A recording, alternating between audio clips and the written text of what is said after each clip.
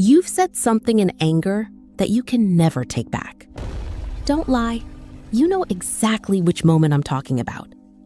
That one sentence, that one fight, that one night, where you looked at someone you love and became someone you don't recognize. And the scariest part?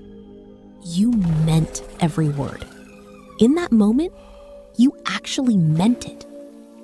So who was that person? Because it wasn't you. Or was it? What if anger doesn't change you? What if anger reveals you? Buckle up, because your brain is about to confess everything. Let's talk about what actually happens inside your skull when anger hits. There's this tiny almond-shaped part of your brain called the amygdala. Cute name, absolutely dangerous job. The second you feel threatened, emotionally, physically, even socially, the amygdala pulls a fire alarm. It floods your body with adrenaline and cortisol. Your heart races, your muscles tighten, your vision literally narrows. And here's the brutal part. Your prefrontal cortex, the part responsible for logic, empathy, consequences, gets hijacked. Scientists call it an amygdala hijack. You don't just lose your temper. You temporarily lose access to your rational brain. You are literally, neurologically not yourself. So next time someone says, "I wasn't thinking straight during a fight," they're not making excuses. They're describing neuroscience. But here's where it gets really interesting. This hijack lasts only 90 seconds. Just 90 seconds for the chemical surge to pass through your body. Everything after that, that's a choice. Psychologist Dr. Jill Bolte Taylor proved this. 90 seconds. That's all anger needs to chemically exist. The rest is you feeding it. Now, here's a philosophy that'll make you uncomfortable.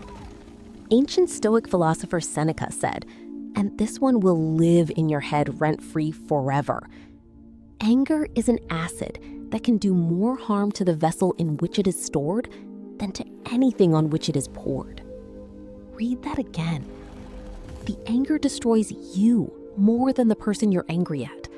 You're holding a burning coal, waiting to throw it, and your hand is already on fire. But here's the twist nobody talks about. Anger isn't random. It has an address.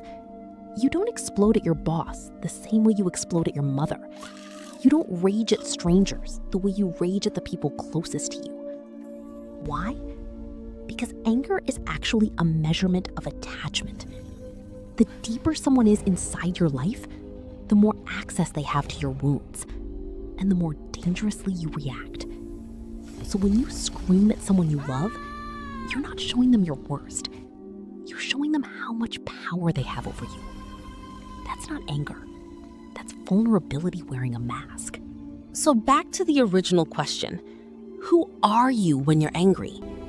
Aristotle said, anybody can become angry. That is easy. But to be angry with the right person, to the right degree, at the right time, for the right purpose, and in the right way, that is not easy. Anger itself is not the villain. Uncontrolled anger is. Here's the uncomfortable truth. The version of you that appears when you're angry, it was always there, quietly sitting, waiting, like a sleeping animal. Your calm self isn't more real than your angry self. They're both you, the full, complicated, messy you.